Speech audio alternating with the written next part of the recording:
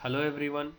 ये video agriculture से related जो भी एग्जाम्स हैं उनमें जो एग्रीकल्चर करंट अफेयर्स पूछे जाते हैं तो उससे रिलेटेड हर महीने जो भी क्वेश्चंस हैं हम उसे वीडियो बनाकर आप लोगों के सामने लाते हैं। तो ये जनवरी महीना का सेकंड पार्ट वीडियो है। फर्स्ट पार्ट हमने अपलोड कर दिया था और ये सेकंड पार्ट वीडियो है। तो देखते हैं इसमें क्या क्या क्वेश्चंस हैं। तो फर्स्ट क्वेश्चन है, which state government recently organized Farmers Martyrs Day to pay homage to the martyrs of 1894 farmers rising in the state? तो इसका सही जवाब है आसाम। अब देखते हैं क्या हुआ था। ये 27 जनवरी 2017 को पथरू घाट जो कि दरंग डिस्ट्रिक्ट में है वहां पर ये फार्मर्स मार्टर डे मनाया गया। ये 2 दिन का इवेंट था जिसमें बहुत सारे ट्रेनिंग प्रोग्राम्स, एग्जीबिशंस और सेमिनार्स लगाए गए। आसाम के जो चीफ मिनिस्टर हैं सर्बानंद सोनोवाल, उन्होंने 22 किसानों को, जो प्रोग्रेसिव किसानों को उन्होंने अवार्ड दिया इस ओकेजन पर। ये पहली बार इस तरह का कोई जो प्रोग्राम है वो ऑर्गेनाइज किया जा रहा था जो कि आसाम की गवर्नमेंट ने किया। अब इस दिन क्या हुआ था, तो 28 जनवरी 1894 में 140 इनोसेंट फार्मर्स उनको उनकी नृशंस हत्या कर दी गई थी और 150 किसान घायल हो गए थे। और ये क्यों हुआ था, क्योंकि वो जो गवर्नमेंट की ऑपरेसिव नीतियां थी लैंड रिवेन्यू को लेकर कॉलोनियल ब्रिटिश सरकार की, तो उसके खिलाफ ये प्रोटेस्ट कर रहे थे और उसके खिलाफ ये मोर्चा निकाल रहे थे। तो इनकी हत्या कर दी गई थी 140 किसानों की। नेक्स्ट क्वेश्चन है, the 2017 Dantan Gramin Mela has started in which of the following states? तो सही जवाब है ए, वेस्ट बंगाल। ये 28वां एडिशन था दंतन ग्रामीण मेला का जो कि West Midnapore district in West Bengal, West Midnapore जहां पर कि आईआईटी खड़गपुर भी है, वहां पर 19 जनवरी 2017 को मनाया गया। इस मेले में क्या हुआ, रूरल हैंडीक्राफ्ट स्किल्स, इस चीज की प्रदर्शनी की गई। बहुत सारी चीजें जैसे कि टेक्सटाइल से रिलेटेड, टेराकोटा से रिलेटेड बहुत सारी चीजों की प्रदर्शनी लगाई गई इस दंतन ग्रामीण मेला में। ये वेस्ट बंगाल में ऑर्गेनाइज हुआ। अब नेक्स्ट क्वेश्चन है, who led the foundation of the 28th edition of Dantan Gramin Mela? तो इसका फाउंडेशन किसने रखा 28th edition of Dantan Gramin Mela? तो इसका सही जवाब है प्रणब मुखर्जी जो कि हमारे प्रेसिडेंट हैं। He was on a 4-day visit to West Bengal और उसी के बीच में उन्होंने इस दंतन ग्रामीण मेला का उद्घाटन किया। अब नेक्स्ट क्वेश्चन है, the union ministry of water resources has constituted negotiations committee to assess availability and utilisation of waters of which river? आपको बताना है वो कौन सी नदी है जिसके पानी के अवेलेबिलिटी और यूटिलाइजेशन को की देखरेख करने के लिए उन्होंने एक कमिटी बनाई है, union ministry of water resources ने। तो इसका सही जवाब है महानदी। इस नदी के पानी को लेकर 5 राज्यों में जो कि उड़ीसा, छत्तीसगढ़, मध्य प्रदेश, महाराष्ट्र एंड झारखंड, ये 5 जो राज्य हैं इनमें झगड़ा होते रहता है पानी के शेयर को लेकर। तो इस झगड़े को रोकने की कोशिश करनी है और उसके लिए ये कमेटी बनाई गई है।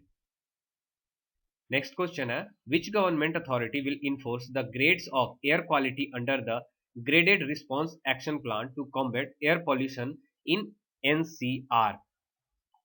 तो जो नेशनल कैपिटल रीजन है वहां पर एयर पॉल्यूशन से लड़ने के लिए ग्रेडेड रिस्पॉन्स एक्शन प्लान, इसके अंडर जो ग्रेडिंग की जाएगी, ग्रेडिंग किस तरह से की जाएगी, तो emergency, sewer, very poor and moderate poor, इस तरह से बांटा जाएगा। तो ये काम कौन करेगी, ये काम करेगी EPCA environment pollution control authority. सही जवाब है EPC. Which bank has signed an MoU with Tirth agro technology private limited to boost agricultural financing to farmers. वो कौन सी बैंक है जिसने तीर्थ एग्रो टेक्नोलॉजी प्राइवेट लिमिटेड के साथ मेमोरेंडा ऑफ अंडरस्टैंडिंग साइन किया है ताकि एग्रीकल्चरल फाइनेंसिंग, जो फार्मर्स को जो एग्रीकल्चरल फाइनेंसिंग होती है उसको बढ़ावा दिया जा सके। तो इसका सही जवाब है कर्नाटका बैंक लिमिटेड। 25 जनवरी 2017 को ये मेमोरेंडा ऑफ अंडरस्टैंडिंग साइन किया गया और ये तीर्थ एग्रो टेक्नोलॉजी प्राइवेट लिमिटेड ये कहां पर है? मंगलुरु में। ये प्राइवेट सेक्टर मतलब ये जो कोटक कर्नाटका बैंक लिमिटेड है ये मंगलुरु में है। इसके साथ एग्रीकल्चर इक्विपमेंट और इंप्लीमेंट मैन्युफैक्चरर जो कंपनी है तीर्थ एग्रो टेक्नोलॉजी प्राइवेट लिमिटेड जो कि राजकोट में है, इसने मेमोरेंडा ऑफ अंडरस्टैंडिंग साइन किया है। Name the scientist who has been selected for the 2016 National Geoscience Award for his work in the field of geo-environmental studies in the applied geosciences। तो applied geosciences के study के लिए जो geo science award है 2016 national geo science award, ये किन्हें दिया गया है? आपको उस साइंटिस्ट का नाम बताना है। तो कौन है वो? सही जवाब है doctor A Keshav Krishna. Doctor A Keshav Krishna NGRI national geophysical research institute में साइंटिस्ट है। जो एनजीआरआई है हैदराबाद में,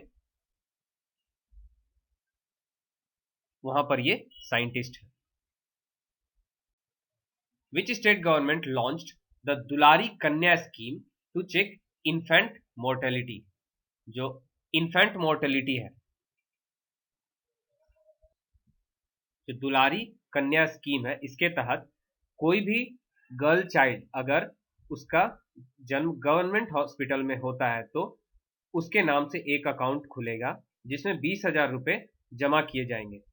ये 68th रिपब्लिक डे मतलब 26 जनवरी 2017 को यह स्कीम शुरू की गई और ये 20,000 रुपए जो जमा किए जाएंगे उसके जन्म के समय ये उस बच्ची के 18 साल होने पर इंटरेस्ट के साथ उसे वापस मिलेगा।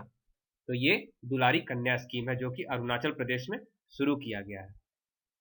नेक्स्ट क्वेश्चन है, as per the data recently released by the ministry of information technology, how many banks till date have been linked to the Aadhaar enabled payments system. Aadhaar enabled यहां पर अलग अलग होना चाहिए।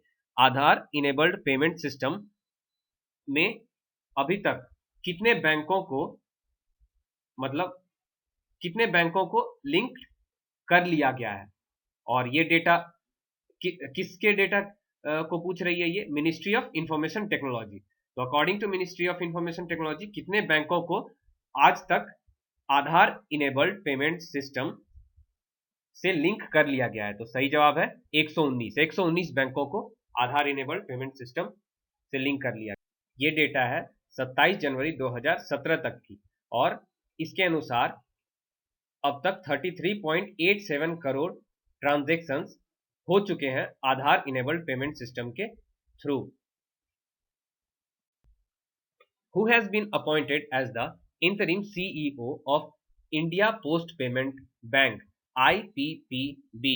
ये जो लोग भी इंटरव्यू के लिए प्रिपरेशन कर रहे हैं मैं उनको बताना चाहता हूं कि ये IPPB जो है मतलब पोस्ट पेमेंट बैंक, इससे रिलेटेड क्वेश्चंस बहुत ज्यादा चांस है कि पूछे जाएंगे, किसी ना किसी से तो जरूर पूछेंगे। तो आप इसके बारे में अच्छे से पढ़ लेना। तो जो सीईओ किन्हें बनाया गया है इंडियन पोस्ट पेमेंट बैंक का? तो सही जवाब है एपी सिंह।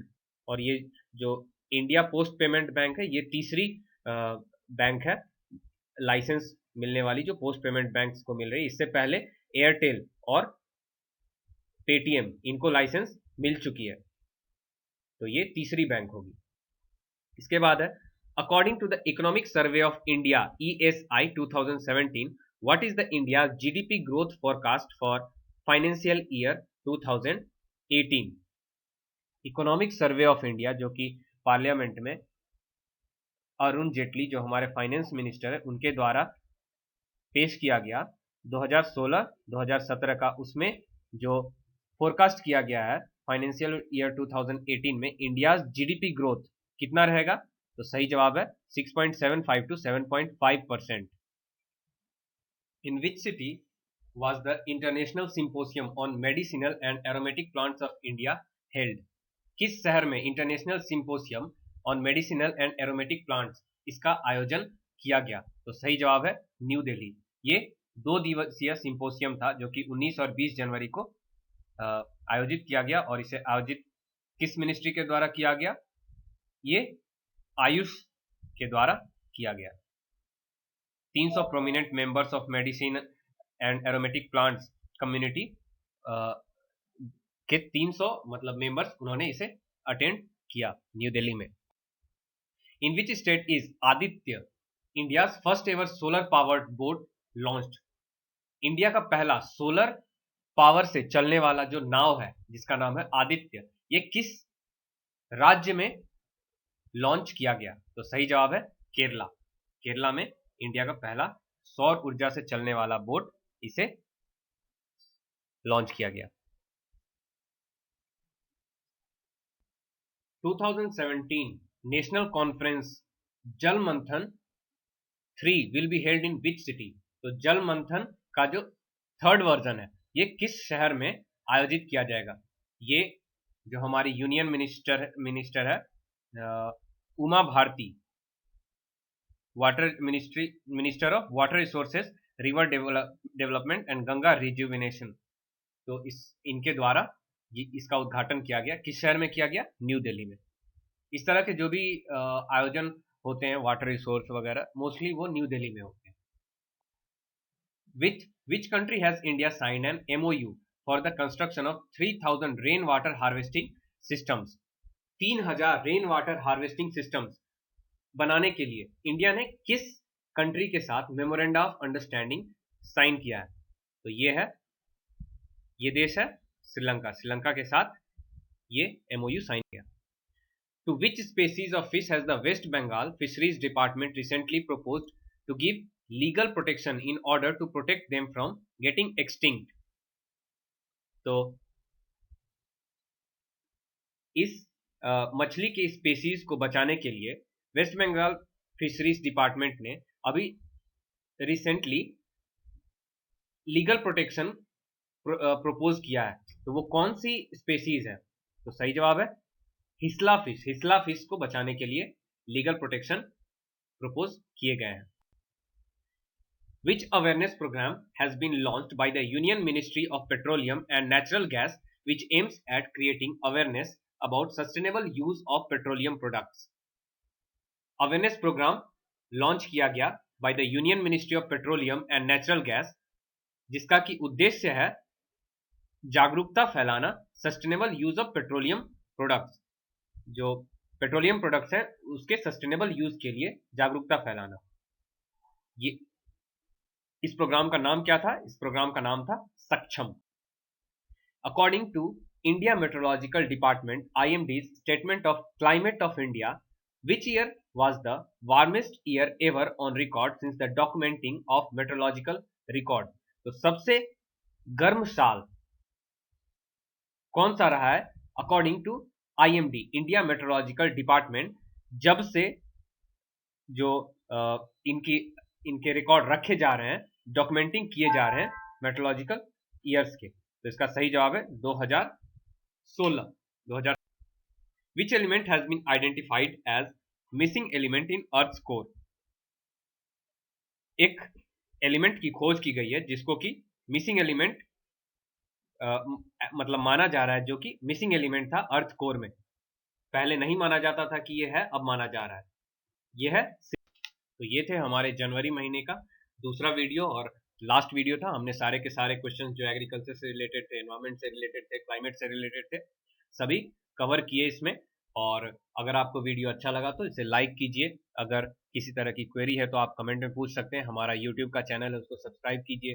फेसबुक का पेज है उसको लाइक कीजिए ताकि आपको लेटेस्ट इन्फॉर्मेशन मिलते रहे। और जो लोग भी इंटरव्यू के लिए प्रिपरेशन कर रहे हैं उनके लिए बहुत ही इंपॉर्टेंट है ये सारे क्वेश्चंस। और एग्रीकल्चर से रिलेटेड जो भी एग्जाम्स होंगे उसमें एक दो क्वेश्चन तो रहेंगे ही। जो हमने लास्ट ईयर मतलब जो इस बार करंट अफेयर्स के वीडियो बनाए उनमें उसमें एक वीडियो में हमने बताया था जंगल के बारे में कि मध्य प्रदेश में सबसे ज़्यादा जंगल है, वो इस बार पूछा गया फिर से। एक इम्पॉर्टेंट क्वेश्चन के डिस्कशन में हमने बताया था ड्रिप इरिगेशन की इफिशियंसी 90% है, वो भी इस बार पूछा गया। तो किसी हद तक मतलब इस बार टफ होने के बावजूद भी हमारे क्वेश्चंस आए एग्जाम में, तो उम्मीद है कि आपको फायदा हो रहा होगा इस वीडियो से। तो आप शेयर करते रहिए। धन्यवाद।